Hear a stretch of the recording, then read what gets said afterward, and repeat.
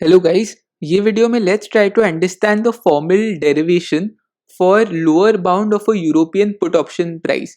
तो हमें मालूम है कि a put option gives you the right to sell at the exercise price. तो आपके पास चॉइस होती है, you can either choose to sell at the price mentioned और you can choose not to sell. इस चॉइस के लिए you have to पे द ऑप्शन प्रीमियम एंड इस ऑप्शन प्रीमियम का लोअर बाउंड यानी कि इस ऑप्शन प्रीमियम का मिनिमम वैल्यू जो होता है वो होता है K E to the power of minus R T minus S naught. यानी कि पुट ऑप्शन का जो प्राइस है यानी कि put option premium that has to be greater than और equal to the minimum value which is k e to the power of minus rt minus s naught. If it is less than the minimum value, then there is an arbitrage opportunity and we know the mechanism to get the arbitrage opportunity. But हमें इसका derivation समझना है. How do we derive p greater than equal to k e to the power of minus rt minus s naught? तो आप दो portfolio ले लो, portfolio A and portfolio B. Portfolio A में there is one European put option जिसका exercise price है K and premium है P. मतलब you have the choice to sell at K on expiry और you can choose not to sell at K. तो आप दिमाग में ऐसे सोचो, when will you choose to sell at K? You will choose to sell at K when the market price is less than के। तो when the market price is less than के, अगर आप मार्केट में जाके सेल करते तो आपको कम पैसे मिलते, लेकिन आपके पास ऑप्शन है टू सेल एट के, इसके लिए आप के में सेल कर दोगे। When will you choose not to sell at K? जब market price is greater than K, यानी कि मार्केट में जाके सेल करोगे तो आपको ज्यादा प्राइस मिल जाएगा, तो ऑफकोर्स आप ऑप्शन को एक्सरसाइज करके के पे क्यों सेल करोगे। तो when market price is greater than K, you will not sell at K, you will sell at the market price. And when market price is less than K, you will exercise the option and you will sell at K. अब इसी portfolio में एक और चीज है which is one share of the stock जिसका buying price है S naught. मतलब आपने आज ही मार्केट में जाके एक स्टॉक खरीद लिया है और प्राइस क्या पे किया आपने उसको खरीदने के लिए? आपने एस नॉट प्राइस पे किया उसको खरीदने के लिए। तो पोर्टफोलियो ए में ये सब है। पोर्टफोलियो बी में क्या है? पोर्टफोलियो बी में there is a zero coupon bond providing pay of K at time T. ये एक बॉन्ड है, ये एक्सपायरी के टाइम पे आपको के रुपीज वापस करेगा। अगर ये आपको एक्सपायरी के टाइम पे के रुपीज वापस करेगा तो फिर आपने आज उसके लिए कुछ कम पैसे इन्वेस्ट किए होंगे, तो you would have invested some amount which is less than K today, जिसकी वजह से ये बॉन्ड ने आपको के रुपीज वापस किए एट एक्सपायरी। तो this bond will return K rupees to you at expiry irrespective of whatever happens. तो पोर्टफोलियो ए में ये सब है। पोर्टफोलियो बी में यू नो कि there is a zero coupon bond providing pay of K at time T. अब expiry के time पे बात करते हैं। एक्सपायरी के टाइम पे वी नो कि zero coupon bond will provide pay of के, क्योंकि हमने बॉन्ड ही ऐसा लिया है दैट विल प्रोवाइड अस पे of K at time T. तो वो के तो प्रोवाइड करने ही वाला है at the time of expiry. तो इस पोर्टफोलियो का value can be defined as what anyone else will be willing to pay for it. ये बॉन्ड हमें के रुपीज वापस करने वाला है at the time of expiry, तो someone else will be willing to pay K rupees for this bond. वो लोग हमसे ये बॉन्ड खरीद लेंगे के रुपीज दे के और उनको के रुपीज का पे ऑफ मिल जाएगा जो बॉन्ड देगा। तो they will obviously be willing to pay only K rupees for this particular portfolio. तो value of this portfolio at time T is equal to K. अब हम पोर्टफोलियो ए की बात करते हैं। पोर्टफोलियो ए में there is a put option जिसका exercise price है K and there is a stock जिसको हमने एस नॉट में बाय किया है। तो अगर eight the time of expiry market price हो गया है एस टी, मार्केट प्राइस हो गया है S T and S T is greater than equal to K, यानी कि market price is greater than और equal to the exercise price. अगर market price is greater than the exercise price तो आप market में जाके सेल कर दोगे। आप पुट ऑप्शन को एक्सरसाइज करके लोअर अमाउंट में क्यों सेल करोगे? आप मार्केट में जाओगे और एस टी में सेल कर दोगे because S T is greater than के। इसके लिए आपने मार्केट में जाके एस टी में सेल कर दिया, तो आपने पुट ऑप्शन को नहीं एक्सरसाइज किया। अगर आपने पुट ऑप्शन को नहीं एक्सरसाइज किया तो the pay of from the put option is nothing because you did not exercise the put option. अब एक्सपायरी के टाइम पे पुट ऑप्शन एक्सरसाइज ही नहीं हो रहा, वो कुछ प्रॉफिट ही नहीं दे रहा, तो will anyone be willing to pay anything for it? मतलब कोई और आपसे ये पुट ऑप्शन खरीदना चाहेगा क्या एक्सपायरी के टाइम पे? अगर एक्सपायरी के टाइम पे ये कुछ पे ऑफ नहीं दे रहा, इसका पे ऑफ ही जीरो है, तो anyone else will be willing to pay zero for it. वो लोग कुछ नहीं पे करेंगे इसके लिए। तो इसके लिए पुट ऑप्शन का पे of is nothing and the value of the put option at expiry is also nothing. No one will be willing to buy this put option from you. अब दूसरे सिनारियो में ST is less than K. ST is less than K यानी कि market price at the time of expiry is less then K. तो of course आप option को exercise करोगे और आप K में सेल कर दोगे. अगर आप मार्केट में जाके सेल करते तो आपको सिर्फ ST मिलता which is a smaller value than K. तो आप ऑप्शन को एक्सरसाइज करके K में सेल करोगे. तो you are selling at a price which is greater than the market. So the payoff that you are getting by selling at a price which is greater than the market is K minus ST. आपने K में sell कर दिया which is a bigger number. Market में जाके cell करते तो आपको ST मिलता. तो आपको कितना प्रॉफिट हुआ by executing the put option? आपको K minus ST का प्रॉफिट हुआ by executing the put option. तो put option का payoff when ST less than K is K minus ST. तो what would someone be willing to pay for this put option at the time of expiry? They will be willing to pay only what the payoff is from the put option. मतलब वो लोग K minus ST ही देने को तैयार होंगे आपको. अगर वो लोग K minus ST से ज़्यादा देंगे तो उस केस में उनका लॉस हो जाएगा. और अगर वो K minus ST से कम देने की बात करेंगे तो आप उनको पुट ऑप्शन सेल ही नहीं करोगे. अगर ये चीज़ आपको नहीं समझी है तो एग्जाम्पल से पक्का समझ जाएगी. Just wait for the example with numbers.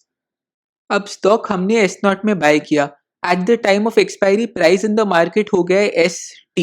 तो whether ST is greater than equal to K और whether ST is less than equal to K. Stock का प्राइस तो ST हो गया है ना. अगर आपने S0 में बाय किया था और अब स्टॉक का प्राइस ST हो गया है तो someone else will be willing to pay ST for it. तो अगर एक ही स्टॉक होता आपके पास जिसको आपने S0 में बाय किया है, अगर उसका प्राइस ST हो गया है तो someone else will be willing to pay ST for it, whether it is greater than equal to the strike price or it is less than the strike price, उससे तो कुछ फर्क ही नहीं पड़ता. तो इसके लिए stock is worth ST at the time of expiry. अब portfolio value देखते हैं at the time of expiry. Portfolio value will be put option का value plus the stock का value. तो in the case where ST is greater than equal to K, put option का value तो कुछ है ही नहीं और stock का value है ST. तो इसके लिए portfolio value हो जाएगा ST. In the case where ST is less than K, portfolio value क्या होगा? Portfolio value होगा put option का value which is K minus ST plus the stock का value which is ST. तो ST cancel out हो जाएगा. इसके लिए portfolio value हो जाएगा K. तो आप एक चीज नोटिस कर सकते हैं, when ST is greater than or equal to K, मतलब ST जब ज्यादा है तो portfolio value है ST. और when ST is less than K यानी कि जब K ज़्यादा है तो पोर्टफोलियो वैल्यू इज K. तो whichever is bigger that is the portfolio value. तो मैं ये लिख सकता हूँ ना, portfolio value equal to max of ST comma K. ये है पोर्टफोलियो A का portfolio value at the time of expiry and portfolio B का portfolio value at the time of expiry. तो हमें मालूम ही है it is equal to K. अब एक एग्जाम्पल ले लेते हैं जिससे एक चीज जो क्लियर करनी थी वो क्लियर हो जाएगी. पुट ऑप्शन का एक्सरसाइज प्राइस है 100, यानी कि you have the right to sell it at 100 और you can choose not to cell.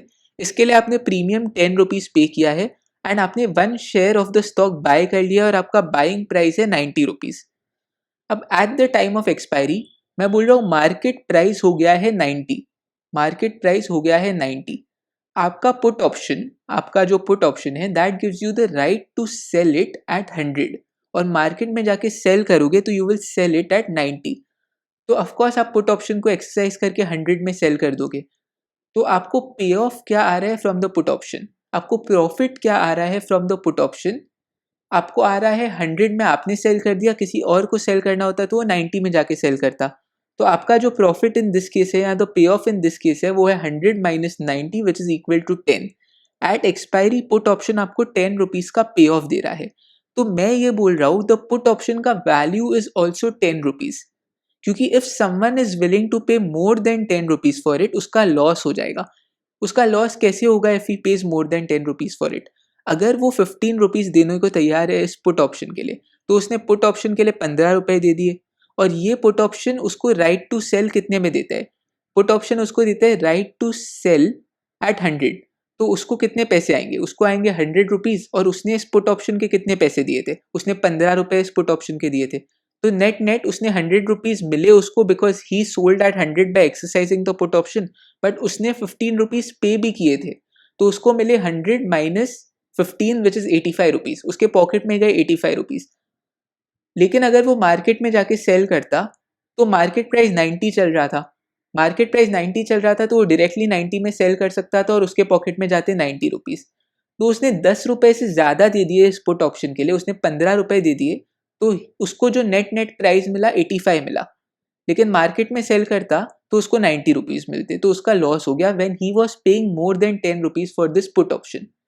When he is paying less than 10 rupees for this put option, तब तो आप उसको सेल करोगे ही नहीं। Why will you sell it at less than 10 rupees? आपका पे ऑफ ही 10 रुपीज़ आ रहा है फ्रॉम दिस पुट ऑप्शन, तो आप उसको 10 रुपीज़ से कम में क्यों ये पुट ऑप्शन सेल करोगे?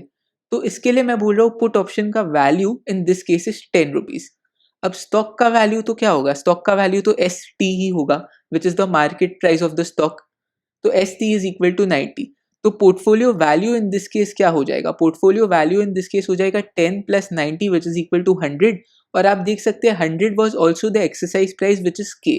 तो हमारा जो हमने जो लिखा है कि portfolio value is K when S T is less than के, वो हमने प्रूव कर दिया है यहाँ पे। अब ये कंडीशन थी मार्केट प्राइस इक्वल टू 90 की। Market price equal to 90 is less than the exercise price which is equal to 100। इसके लिए आप सिर्फ राइट हैंड साइड में देख सकते हैं, लेफ्ट हैंड साइड वाला सिनारियो तो प्ले आउट हुआ ही नहीं। तो ये प्रूव हो चुका है कि portfolio value is S T when S T is greater than equal to K and portfolio value is K when S T is less than के।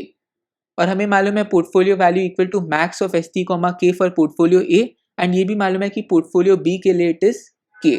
तो पोर्टफोलियो ए का वैल्यू है max of S T comma K and portfolio B का value है के।